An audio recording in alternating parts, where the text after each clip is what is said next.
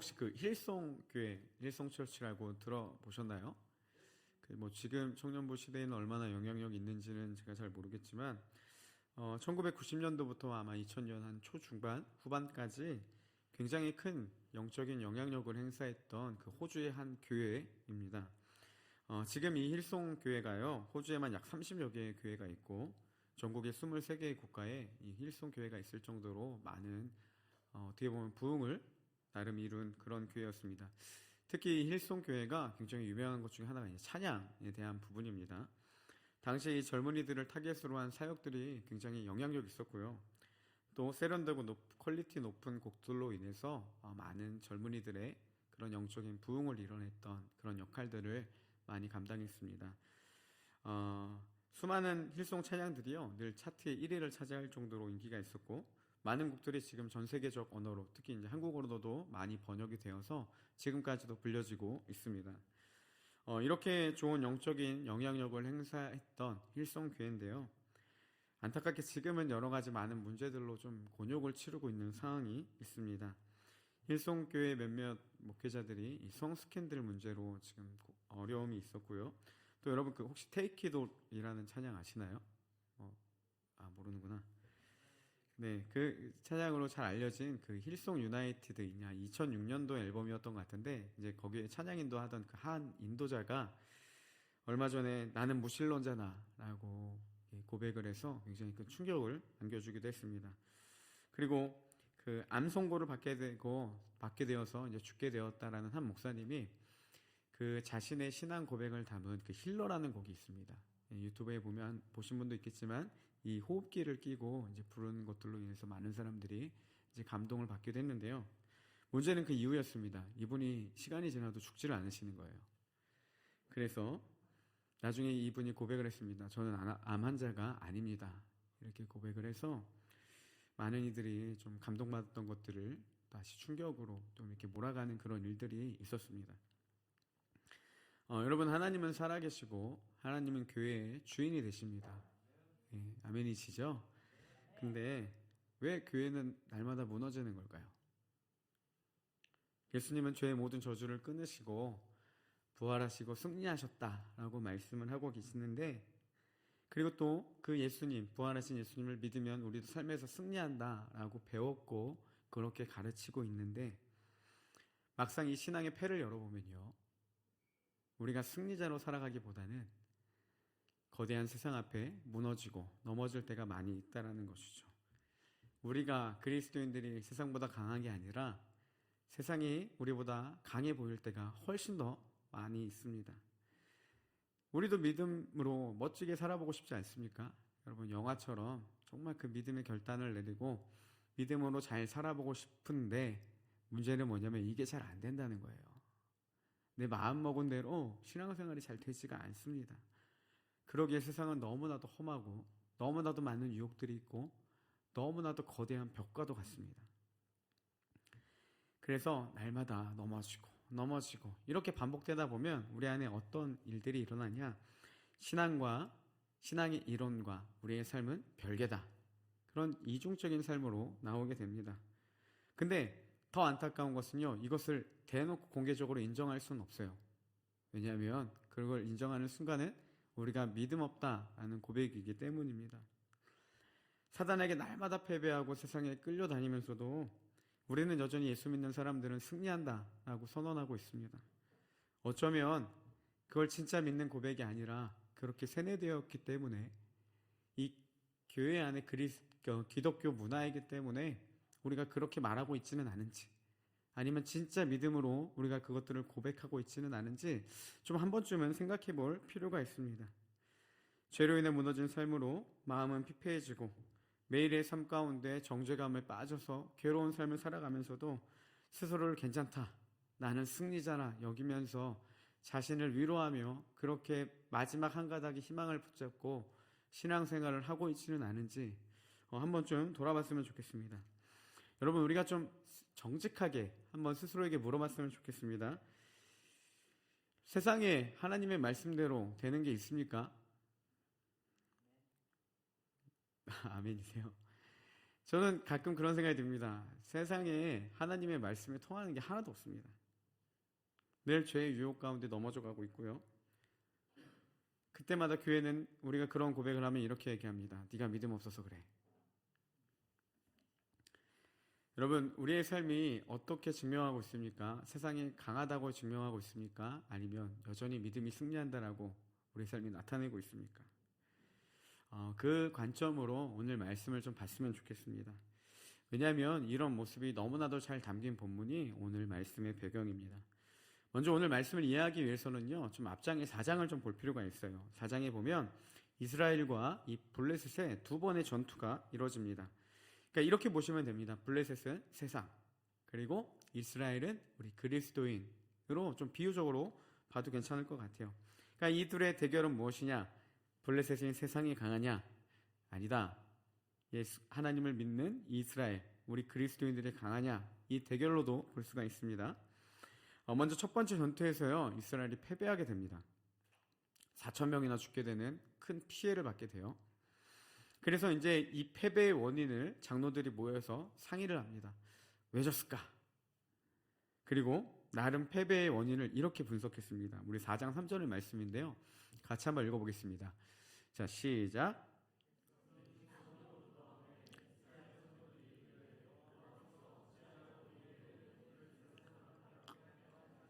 네, 거기까지만 읽겠습니다. 뭐라고 말합니까? 여호와께서 어찌하여 우리에게 오늘 블레셋 사람들 앞에서 패하게 하셨는고, 이렇게 합니다. 그러니까 이 장로들이 내린 결론이 무엇이냐, 우리가 진 이유가 무엇이냐, 여호와께서 우리를 지게 하셨다라는 거예요. 하나님 우리를 지게 만드셨다는 겁니다. 자, 이제 지피지기면 백전백승이라고 적에 알았고 나를 알았고 이제 싸우는 방법을 알았습니다.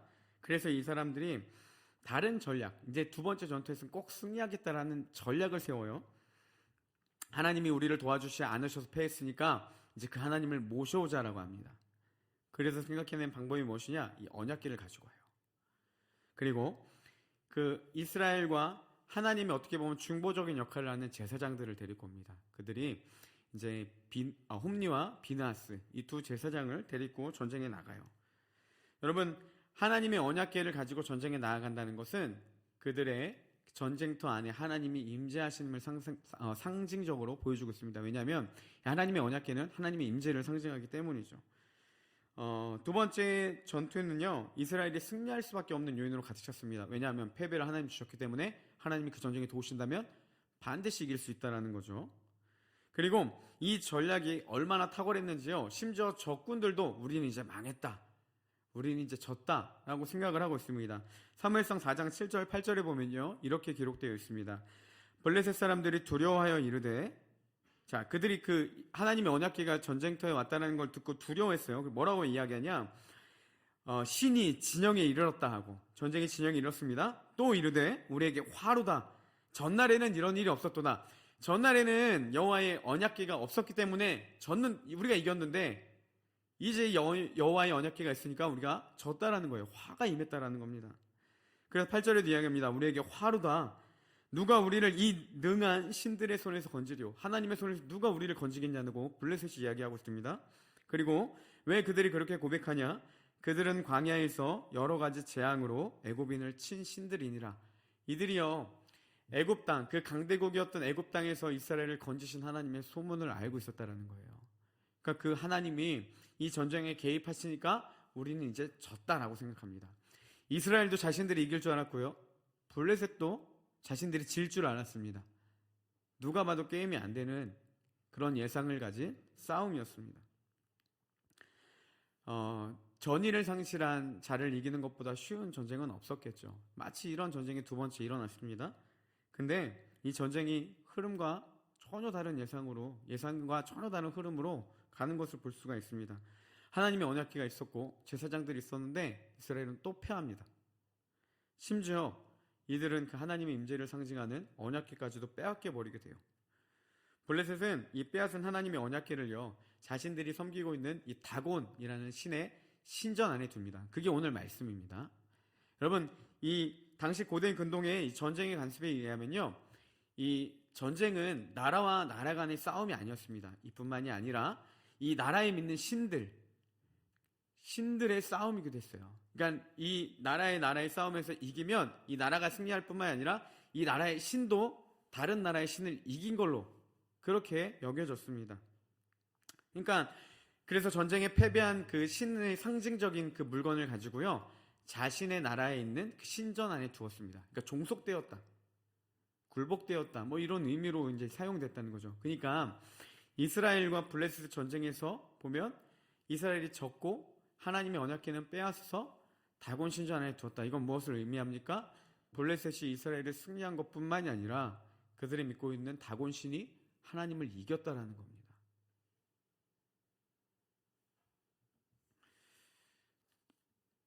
앞에서 이야기한 것과 너무 비슷하지 않습니까, 여러분? 우리는 세상을 이긴다라고 하는데 실질적으로 삶 가운데서는 세상이 우리를 항상 이기는 것 같아요. 하나님은 무기력해 보일 때가 많이 있습니다. 오늘 말씀을 큐티를 하다가 제가 책 상단에 이렇게 깨달음을 적었습니다. 하나님이 약한 것이 아니라 이스라엘이 악한 것이다. 같이 한번 따라해 볼까요? 하나님이 약한 것이 아니라 약한 것이 아닙니다.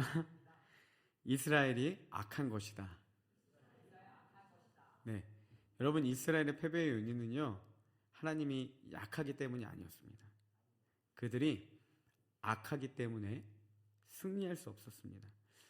왜냐하면 오늘 본문은요, 우리에게 명확하게 이야기해주고 있습니다. 나는 결코 약하지 않아. 너희들은 블레셋에 패했을지라도, 내가 비록 다곤 신전 안에 가두었을지라도 나는 약하지 않다라는 것들을 보여주는 본문이 바로 오늘 본문의 말씀입니다. 동일하게 우리에게 어떻게 적용할 수 있겠습니까? 여러분, 세상에서 그리스도인들이 무너지는 것 같지만 하나님은 약하지 않다라는 거예요. 우리는 반드시 그 승리를 누릴 수 있고 하나님은 세상을 모두 이길 수 있는 승리자가 되시는 하나님이시라는 겁니다. 그 내용이 오늘 본문에 나타나고 있습니다. 여러분, 이제 블레셋 사람들이 하나님의 궤를 다곤 곁에 둔 다음 날이 되었어요. 아스돗 사람들이 일찍 일어나 보니까 좀 이상한 일들이 일어납니다. 우리 5장 3절인데요. 같이 한번 읽어봅시다. 자, 시작. 아스돗 사람들이 이튿날 일찍 일어나 본즉 다곤이 여호와의 궤 앞에서 엎드려져 그 얼굴이 땅에 닿았는지라. 그들이 다곤을 일으켜 다시 그 자리에 세웠더니.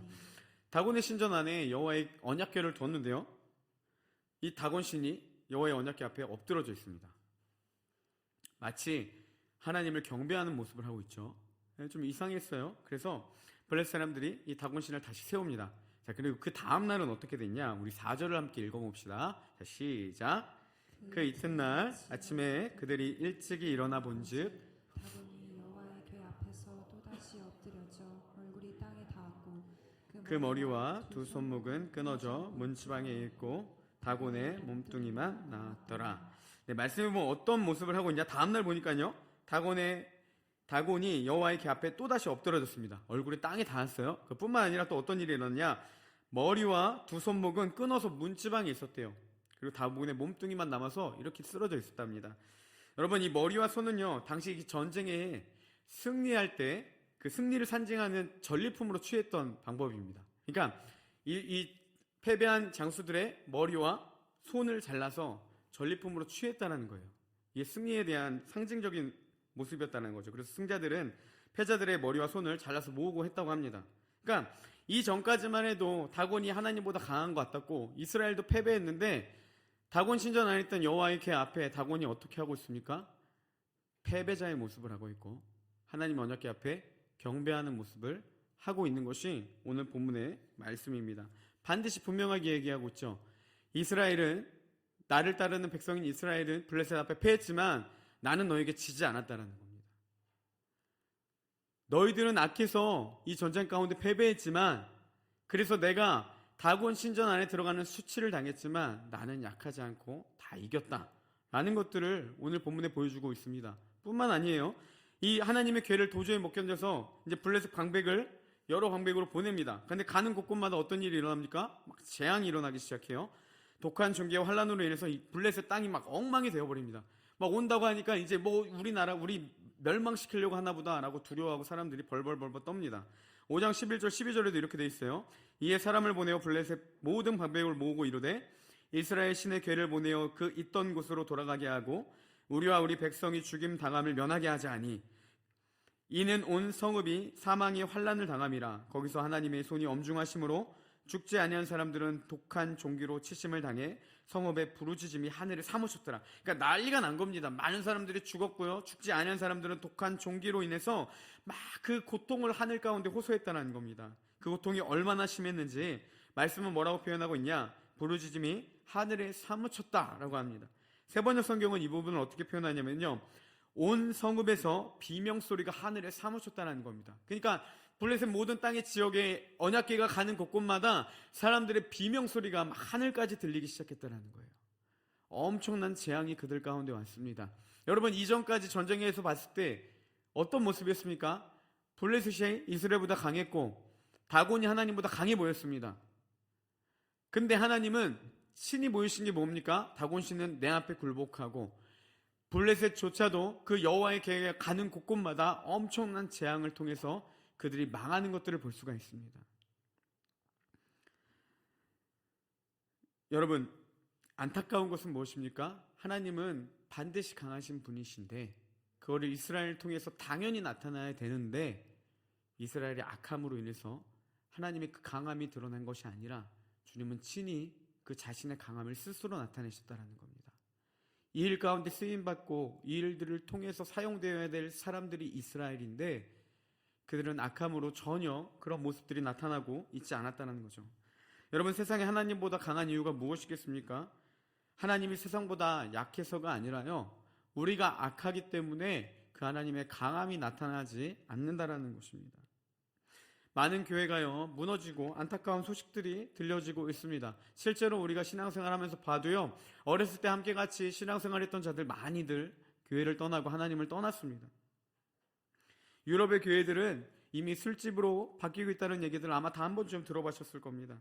이런 소식들이 마치 우리에게 어떻게 들리고 있습니까? 교회는 날이 갈수록 버티기 힘든 곳, 복음의 능력은 상실돼 버리는 것과 같은 이미지를 끊임없이 준다는 거예요. 여러분, 예전부터 맨날 들렸던 소리가 이겁니다. 한국교회 위기다라는 말이에요. 뭐 요즘의 말이 아닙니다. 70년대 80년대도 끊임없이 나왔던 말입니다.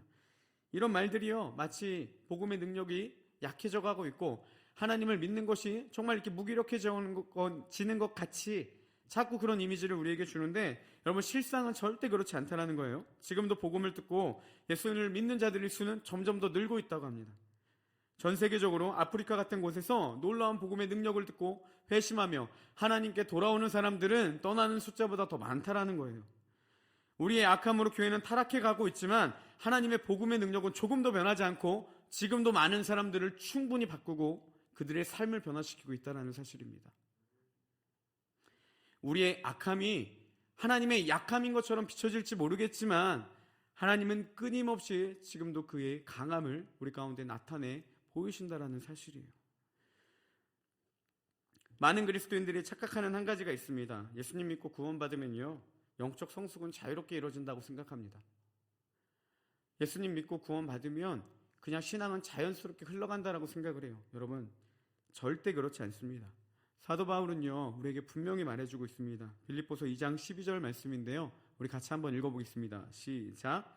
그러므로 사랑하는 자들아, 너희가 나 있을 때뿐 아니라 더욱 지금 나 없을 때에도 항상 복종하여 두렵고 떨림으로 너희 구원을 이루라. 사도 바울이 빌립보 교회에게 뭐라고 이야기했습니까? 두렵고 떨림으로 너희의 구원을 이루라는 겁니다. 구원이 자연스럽게 이루어지는 게 아니라 너희가 그 구원을 이루라는 거예요. 세번역 성경은 이렇게 말합니다. 자기 구원을 이루어 가십시오. 여러분, 영적 성숙에는요 우리의 노력과 의지도 들어간다는 거예요.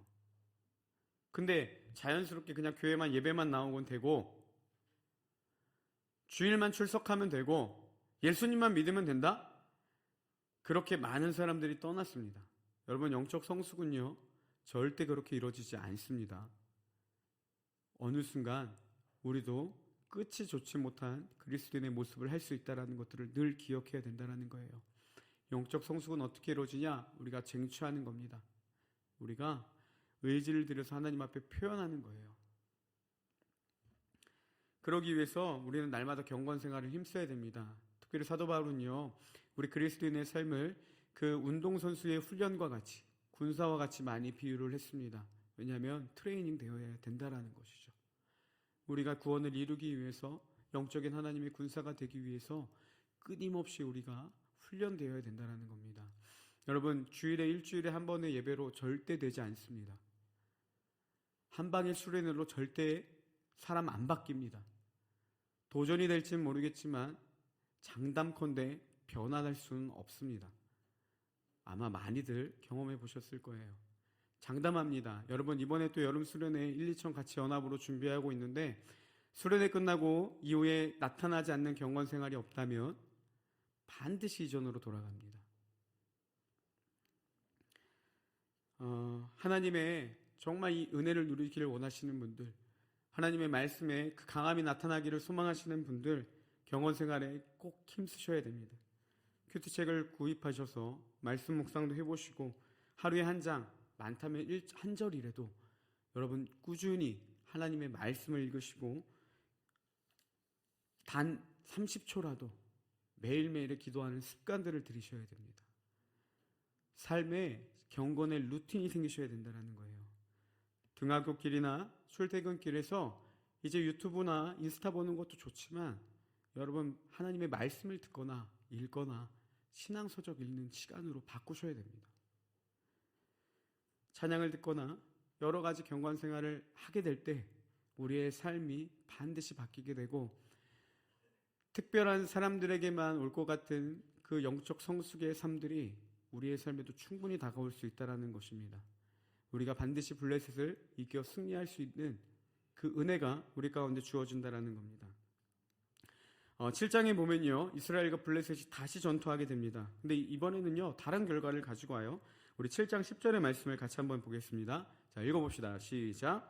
사무엘이 번제를 드릴 때에 블레셋 사람이 이스라엘과 싸우려고 가까이 오매 그날에 여호와께서 블레셋 사람에게 큰 우레를 발하여 그들을 어지럽게 하시니 그들이 이스라엘 앞에 패한지라. 여러분 가만히 보세요. 누가 개입하셨습니까? 하나님이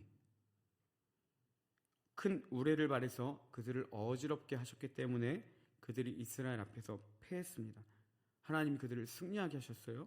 심지어 13절에는 이렇게 고백합니다. 우리 한 번 더 읽어볼게요. 13절. 자, 시작. 이에 블레셋 사람들이 굴복하여 다시는 이스라엘 지역 안에 들어오지 못하였으며, 다시 들어오지 못했다라는 거예요. 다시 그들을 괴롭히지 못했다. 이 승리가 그들에게 주어졌습니다. 그럼 어떻게 이런 결과가 있었냐는 것이죠. 그 비결이요, 7장 3절 4절에 있습니다. 우리 좋은 긴데 한번 같이 읽어봅시다. 자, 시작. 사무엘이 이스라엘 온 족속에게 말하여 이르되 만일 너희가 전심으로 여호와께 돌아오려거든 이방 신들과 아스다롯을 너희 중에서 제거하고 너희 마음을 여호와께로 향하여 그만을 섬기라. 그리하면 너희를 블레셋 사람의 손에서 건져내시리라. 이에 이스라엘이 바알들과 아스타롯을 제거하고 여호와만 섬기니라. 아멘. 이렇게 사무엘은 얘기하고 있습니다. 너희 안에 우상을 제하라. 하나님의 택한 다른 길을 제하라는 것입니다. 너희가 만일 전심으로 여호와께 돌아오려거든 그 모든 것들을 제하고 하나님만 섬겨라. 그러면 내가 블레셋 손에서 너희를 건지겠다라는 겁니다. 하나님 지금 우리에게 동일하게 말씀하고 계십니다. 하나님보다 우선순위에 뒀던 모든 것들 다 버리고 나아갈 때 세상에서 승리케 하시는 하나님의 은혜가 우리 가운데 주어진다라는 겁니다. 그때 우리의 손에서, 하나님의 손으로 우리를 세상 가운데서 이기게 하신다라는 거예요. 그러니 이제 그 다른 것 숭배했던 것들 버리고 세상의 가치관을 따르고 세상의 이치를 따랐던 것 버리고 한번 하나님의 말씀 믿고 따라가 보라는 거예요. 그때 그 자들이 승리를 누린다라는 겁니다. 여러분, 성경은요, 모든 자들이 자연스럽게 누리는 축복이 아닙니다. 성경의 말씀은 믿고 순종하는 자들에게 주어지는 축복이라는 거예요. 그때 이스라엘 백성들이 미스바에 모여서 하나님께 호소합니다. 우리가 여호와께 범죄했습니다. 이들이 우상의 모든 것들을 다 버리고요. 그때서야 하나님을 찾기 시작합니다. 그러자 이 7장 10절의 승리, 심지어 다시는 그들을 괴롭히지 못하게 하는 그 놀라운 일들이 그들에게 있었다는 것이죠. 물론 이스라엘의 이후의 역사를 보면요, 그들은 또 범죄합니다. 다시 우상에 빠지고 하나님 배신합니다. 그러나 그들이 하나님께로 다시 돌이킬 때마다, 다시 하나님을 찾을 때마다, 하나님 앞에 죄를 고백하고 도우심을 구할 때마다, 이방의 많은 나라들이 자신들을 괴롭혀서 하나님을 찾을 때마다 하나님은 한 번도 그들을 외면치 않으셨다는 겁니다. 그분은 날마다 이스라엘 백성들이 하나님을 찾는 순간마다 구원해 주신 하나님이라는 것을 우리는 늘 기억해야 됩니다. 우리도 세상에서 다시 넘어질 수 있습니다. 하나님께 돌이키고 싶은데 실패할 수 있습니다. 회개하지만 또 범죄할 수 있고요. 심지어는 잘못을 아는데 내 안에 고치고 싶은 마음이 없을 때도 있습니다. 괜찮습니다. 그 모든 마음들 가지고 우리가 하나님을 찾기 시작한다면 주님은 우리의 그 모습 그대로를 받아주신다는 사실이에요. 여러분, 반드시 그 속에서 우리를 구원해 주시는 하나님이라는 것, 그거를 믿고 그분을 찾고 나아가는 자들에게 이 은혜의 약속이 주어진다는 사실입니다. 하나님이 원하시는 건 하나입니다. 나를 찾기를 원한다는 사실이에요. 여러분, 하나님과 친밀함을 누리시는 우리 청년부 되기를 소망합니다. 하나님은요, 누구보다 이스라엘을 원하셨다는 거예요. 매번 그들은 하나님을 배신했고, 그들은 하나님을 떠났고, 그들은 구원해주면 다시 이전의 삶으로 돌아가는 자들이었습니다. 하나님이 얼마나 큰 수치를 당하셨습니까? 많은 사람들이 보는 앞에서, 많은 나라들 가운데서 이스라엘이 패하고, 심지어 하나님의 언약궤가 다른 신 안에 종속되는 그런 수치와 모욕을 당하시는데도 하나님은 전혀 개의치 않으셨다는 거예요. 그리고 끊임없이 하나님은 나타내 보이셨습니다. 이스라엘 백성들에게 다시 언약궤가 돌아가며 그들에게 깨닫게 해주셨던 것이 무엇입니까? 나는 약하지 않다라는 거예요. 나는 강하다는 거예요. 내가 너희를 구원하고 내가 너희를 이끌 여호와 하나님이시라는 겁니다. 하나님은 그 동일한 은혜로 우리가 끝까지 다시 돌이킬 것들을 원하고 계시다는 사실입니다. 주님은 때로는 우리가 배신하더라도, 때로는 우리가 원망하고 하나님을 떠난다 할지라도, 정말 주면 다시 떠나고 주면 다시 떠나는 그런 상황 가운데서도 하나님은 우리의 영혼이 다시 하나님께로 돌아오기를 누구보다도 기다리고 있다라는 사실입니다.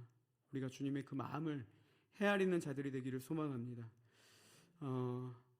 사도 바울은요, 고린도전서 1장 18절에서 이렇게 선언하고 있습니다. 우리 같이 한번 읽어봅시다. 자, 시작.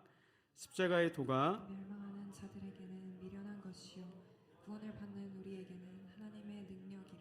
네, 십자가의 도가, 예수 그리스도의 은혜가 멸망하는 자들에게는 미련한 겁니다. 왜 하냐는 거예요. 여러분 20대의 바쁜 이 시간에 여기서 뭐 하는 거예요? 그렇지만 구원을 받는 자들에게, 우리에게는 하나님의 능력이라는 겁니다. 하나님과 친밀함을 누리게 하는 능력이 십자가로부터 오고요, 세상에 어떤 고난과 어려움이 있더라도 그 은혜가 나를 흔들리지 않게 하는 하나님의 능력이 된다는 사실입니다. 여러분, 하나님을 경험하는 것보다, 하나님의 은혜를 아는 것보다 이 세상에 더 값진 것은 없습니다. 하나님을 만나는 것보다 이 세상에 더 크고 더 귀한 것은 없다라는 사실입니다. 이 시간 그 예수 그리스도의 십자가를 바라보며 여러분, 그토록 자신의 아들을 찢어 죽이기까지 사랑하신 그 하나님 앞에 우리가 반응하며 나아가는 시간 되기를 원합니다. 하나님은 그토록 우리와 함께하기를 원하신다라는 거예요. 세상 가운데서도 자신의 강함을 나타내 보여주고 싶어 하시고, 무기력한 그리스도인의 자세가 아니라 하나님은 지금도 우리와 함께 그 승리를 누리기를 원하신다는 사실입니다. 단 하나만 하면 됩니다. 우리가 하나님을 찾을 때 그 승리가 우리에게 주어진다는 사실입니다. 여러분, 하나님을 깊이 찾으시기를 바랍니다. 내 삶과 내 환경과 내 여러 가지 정죄감들이 들어올 때마다 예수 그리스도가 다 이루신 것들을 붙잡고 하나님을 끝까지 찾으며 나아갈 때 주님은 반드시 우리의 삶을 만져주시고 우리를 변화시켜 주시고 우리와 함께 해주신다라는 사실입니다. 여러분, 하나님을 얼마나 많이 누리고 얼마나 많이 기억하고 삶 가운데서 얼마나 많이 동행하고 있습니까? 우리의 삶을 돌아보며 그분을 다시 구하고 찾으며 하나님과 깊은 친밀함을 누리시는 우리 청년들 되기를 주님의 이름으로 축복합니다. 네, 우리 이 시간에 같이 한번 찬양하겠습니다. 어떻게 보면 오늘 말씀이 잘 담겨 있는 찬양입니다. 찬양의 가사를 보면요, 이렇게 복음의 길을 설명하고 있습니다. 많은 이들 말하고 많은 이들 노래는 하지만 정작 가지는 않는다라는 거죠. 많은 사람들이 예수 그리스도의 복음을 이야기하고 십자가의 도에 대해서 전하지만 정작 자신은 그 길을 가지 않는다는 거예요. 두려운 생각보다 많이 힘들고 험한 길보단 그냥 말로만 가기 때문입니다. 그러다 보니 우리가 어느 순간 어떻게 됩니까? 점점 멀어져만 가네 내게 생명 주었던 그 길, 심지어 점점 이용하려만 하네 내게 사랑 주었던 그 길. 여러분, 우리에게 십자가의 복음은 어떤 의미로 다가왔는지 돌아봤으면 좋겠습니다. 다시 복음 앞에 내 영혼 선에 주님 만난 그때 나 다시 돌아가 주님께 예배드리며 다시 십자가의 길 걸으리. 하나님과 함께 하기를 원하시는 우리 귀한 청년분들, 다시 그 십자가의 길을 걸어가기를 소망하시는 우리 지체들, 함께 같이 고백하며 우리 하나님께 나아가는 시간 되기를 원합니다. 같이 찬양하겠습니다.